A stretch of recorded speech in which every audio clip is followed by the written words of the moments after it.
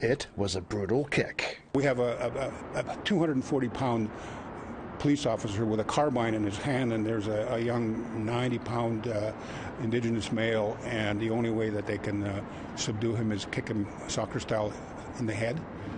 It doesn't make sense. And there are independent witnesses, but yet they won't take him to trial. Criminal defense lawyer Richard Maristy says that the Edmonton police officer involved should be charged after he kicked then 18-year-old Pacey Dumas in the head during a 2020 incident. The kick sent Dumas to the hospital for 9 days. Part of his skull was removed to reduce pressure in his brain.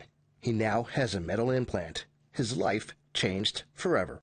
But even though the Alberta Serious Incident Response Team, also known as ACERT, found that Constable Ben Todd committed offenses, the Alberta Crown Prosecution declined to charge him. The ACERT final report details how Todd's actions showed a shocking lack of judgment and disregard of the life of Pacey Dumas.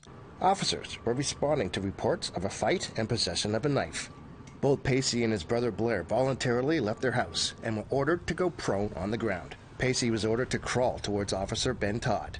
The officer says he believed Pacey was reaching into his pocket to grab a knife. In the report, he says he told Dumas to stop moving his hands or he would get kicked in the face. In the report, the officer says he felt threatened for his safety and kicked Pacey Dumas in the head.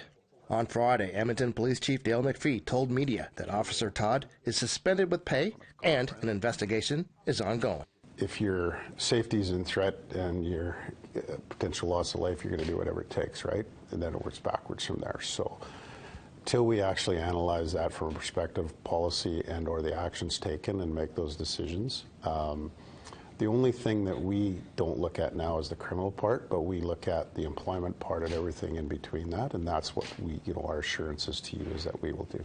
And there ought to be At a press conference, the family's lawyer says incidents like this are not a one-time mistake. The family is suing the police chief and officers involved for over $500,000. It is unfortunate that there is and always will be officers within any police organization that somehow lose their judgment or commitment to the limits of their power and authority.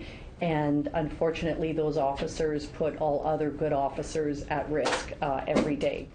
Dumas' aunt, Leanne Ward, says that Pacey has changed since the incident. He hasn't been the same.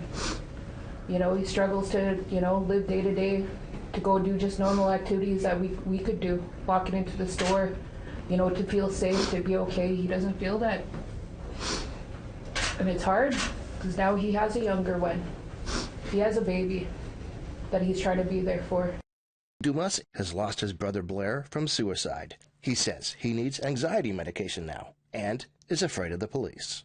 If I see a police vehicle, it gives me anxiety, or if I just see an officer walking by, because what they did to me, of course I'm not going to trust them.